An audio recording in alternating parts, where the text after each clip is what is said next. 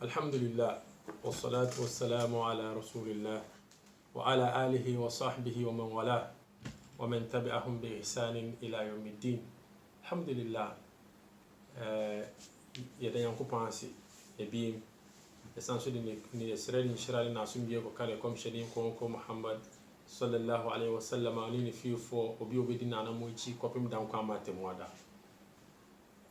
Alhamdulillah, Ideal Islam your channel our various social media platform YouTube, Facebook, Instagram, all of the social media platforms. So you can follow a series about the treasures of the Quran and about the Quran no goodie. Follow a series no say episode 3 inshallah and Yabeka Safa surah bi ho. Surah is a very interesting surah. Me ankasa personally, I like this surah a lot. Although surah no surah ehu ne emum no ne kinkan me de pan yi. Ena na ase kire no so no say wo de bɔ bra ebetimi aboa ewiasem ha ene dan kwama. Nti no treasures of the Quran. Alhamdulillah. Before we start, I was say can we say so open say you're creating more content inshallah oko your YouTube page your YouTube channel no akọ subscribe oko button ase wa abohu say you cross subscribe wo click so na subscribe na share videos no ma phone so in this one fast alhamdulillah. Allah subhanahu wa ta'ala am yeho suratul humaza Quran chapter 104. Allah say أعوذ بالله السميع العليم من الشيطان الرجيم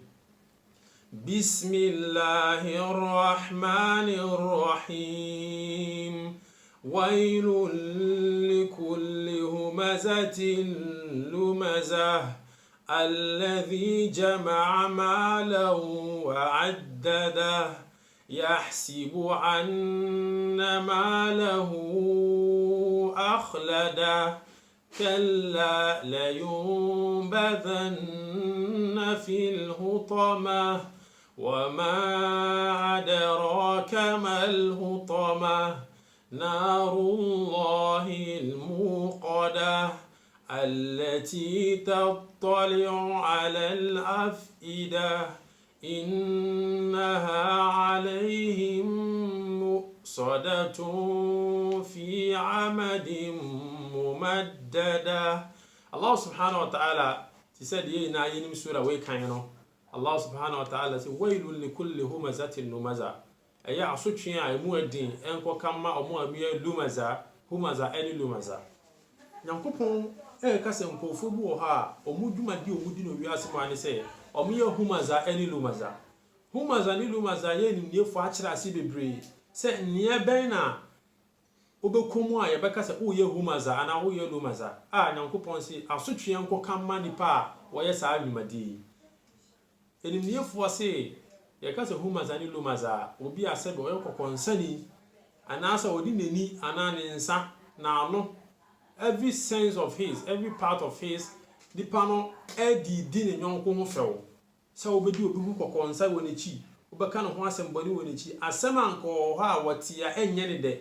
wo kan wo nechi ade egu ne ho fi. Allah subhanahu wa ta'ala so obi obedi sa adwumade ni bia no asotwe kase enko kama nipa no. Allah subhanahu wa ta'ala si wailun likulli humazatin lumaza elimniefo se almashauna bin namima yakaza humaza en lumaza almashauna bin namima المفرقون بين الأحبة. Allah subhanahu wa ta'ala elimniefo se humaza en lumaza echese almashauna bin namima obi a onanti na o kika amanfo ho nsem almufarriquna bayna alahibba na afi watiti aye adofo ntem obi wa kokonsanti wati obi ni nadamfo ntem wati obi ni nnya ntem obi eni sebe ne dofo wati omu ntem kokonsanti awarija ekurati mi ba efisi obi akodi kokonsa mi hu kunu wa ha mi hu oyere wa ha kokonsa nti awari gu aba divorce because of backbiting and slandering or talking about people until the divorce is bebre esi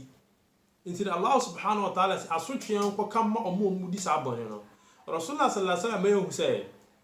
eye obi asabi onanti a wochicha amanfo ntem odi amanfo kokonsa anas oka amanfo ho asem edi egu omu fi no Rasulullah sallallahu alaihi wasallam mayu aw hadith Abdullah ibn Abbas ay nya hadith no aw sahih al-Bukhari and sahih Muslim ay Imam an-Nasa'i so this hadith na di bani sunan mu ay Rasulullah sallallahu alaihi wasallam mrebi na Rasulullah sallallahu alaihi wasallam ne sahaba fo nanti eno mu hu kabari mienu bi won chen ana Rasulullah sallallahu alaihi wasallam say innahuma la yu'adhaban sa nkofu mienu wei nyankopon twe omo aso pa kabari nu na enya ade kase bi nti mumu wono bo sa enya ade kase bi nti na Allah twe omo aso na emom no ni nti nyankopon twe omo aso ni say baako na sabi so odwunso a won twe ne dwunso mu yie o ma dwunso ni ntwa na o ma dwunso ne gu no ho baako nso no kana yamshi bin namima onanti what he usually does ne dwuma dia odi esi ne news so be ne say obetiti amanfo ntem obaha he wants to always get the first news the dia no person who say news about kurom no he wants to be the first or she wants to be the first one to spread it until dia simesi wa ken until dia esi until dia nipa na ye always no person the first person to be spreading news about people telling lies about people even point said how can you no kwena nipa no wote ya enye ne da enye papa say ceremony over spread this things our news about the person into Allah subhanahu wa ta'ala say waylun likulli humazatin lumaza Rasulullah sallallahu alaihi wasallam hadith yafri Hudhayfa bin al-Yaman hadith sahih Muslim imam at-Tirmidhi suliba ni jami sunan mu Rasulullah sallallahu alaihi wasallam hadith Hudhayfa bin al-Yaman أنا أصير سمعت رسول الله صلى الله عليه وسلم لا يدخل الجنة قطات رسول الله صلى الله عليه وسلم سي جنة أبيا سبي وتتي أمام فنتم ودي كوكوان ساتتي أمام فنتم نو أنيادي بورا جنة أنيادي بورا الجنة لا يدخل الجنة قطات na die ehun pan ni se nipa no krampo no se be enye na ofo no betutu omuntemu ne emu ebusuafo no watiti omuntem esi bebre oyiri no okunu no obi atiti omuntem obu aha nnuafo obi ni ne maame obi ni ne papa obi ni ne nnyo obi ni ne siwa obi ni ne wofa ne yatiti omuntem obu o se ma akọha yesi mi papa na yeye yesi mi siwa na yeye ne yatiti omuntem la yadkhulu aljannata qattat rasulullah sallallahu alaihi wasallam sahani pananya bi obewura aljanna en Allah subhanahu wa ta'ala say asutwe kasiye en command power waylun Allah say waylun likulli humazatin lumaza likulli nipabiha every individual wa disaduma die we Allah subhanahu wa ta'ala say wayl aya asutwe kasiye we jahannam asutwe kasiye we en ko command power every say nipa no that's what he does and Islam enya asuma penjichemu Islam aya suma pe aya nkabomu wa'tasimu bihablillahi jami'a wala tafarraqu Allah subhanahu wa ta'ala munso aya nyankopon ahomanim din na mamu nchichemu mu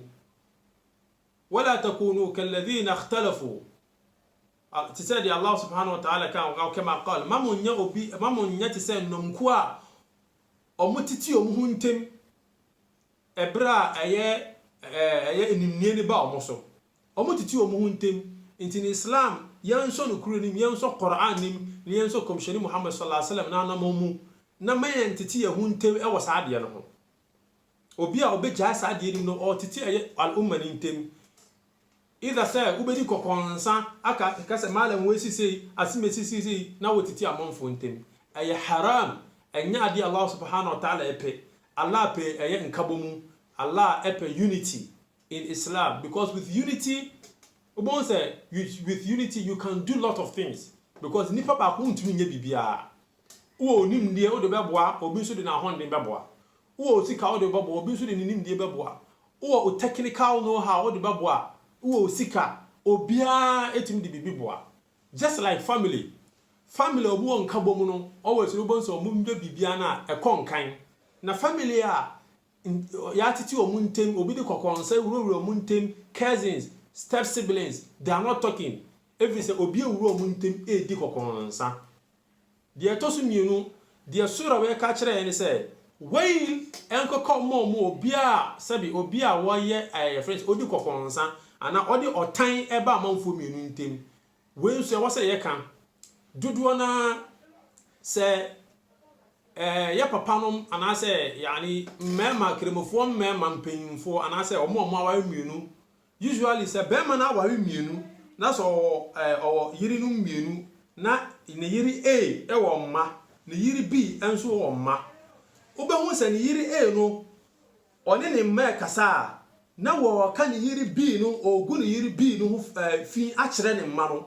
wo ka ne ho nsem fi a kire ne mma no se de ba ne mma ne benyini na omu nya ye omo step mother no na adwen fi a hye omu tirim afi obehu se nkwala na nyini na omo step mother na omo mfanyi nye bibia ana se nkwala na nyini afi na omo mfa oyo omu nwua na omo step siblings no omo mfa omo nye bibia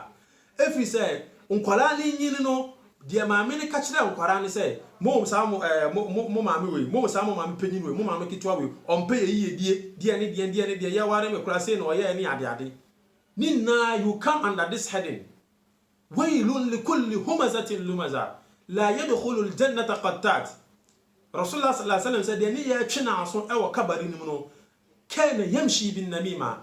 al mufarriquna bayna al ahibba o ti cha manfuo mu adofo a wasan ka okọ mu bom na utiti omu ntem utiti ebusua ntem all in the name of upe umama ho awase kan hu ni say Allah subhanahu wa ta'ala eye your life wa yomni enye wiase mu ankwa na bewie the opama hu wiase mu abia na dan kwa matemwada ukọ ha you go and face the consequences of that esunsun sanso a obenya no ho no uwu a wuwu ichi no se adepa na oyeye obekwa akohu no ho se utiti amanfo ntem obekwa akohu no ho se woka amanfo bomu obekwa akohu no ho se suluhu eye unity anase odo na ode ba amanfo mu ukwa obekwa akohu no ho ninna ayade Allah subhanahu wa ta'ala ama awoni say we should be careful about that into the surah way eye waylun likulli humazatin lumaza die ka kire ya no die Allah eni ni commission e ka kire ya no islam ya soma epedo epenkabomu nti yembo modin se die bebia no yembu se ye se die me ya no edi nkabom ne beba anase edi nchichemu ne beba se edi nkabom ne beba edi nkabomu ba ama ya de papa anase edi nkabomu ba ama ya de a Allah ne commission ya abra anase edi nchichemu ne edi ba no edi nchichemu ne ba abe ya de papa anase edi nchichemu ne ba abe ya de Allah ne commission abra nti ni se nkabom beba e wo se ye ka ye hubom ewo ade a Allah ne commission apene so na ma ye nka ye humbom enkoye ade a Allah ne commission abra sa nkabom ni bi na ye nyeden ye mpe efi se bibia bebia na wo se odi ni standard to se standard we na me pese ni follow se de be Allah ne commission ya Allah subhanahu wa ta'ala be peni ye so e wi asema ne dan kwa ma nti no de ya ka no e me se da aya ni na ebe gina so inshallah next time ye beto aso alladhi jama'a malan wa addada alladhi jama'a malan wa addada inshallah ne di sa ye nkofo na Allah subhanahu wa ta'ala e ka omo asem biem no omo characteristics and also omo features omo subi no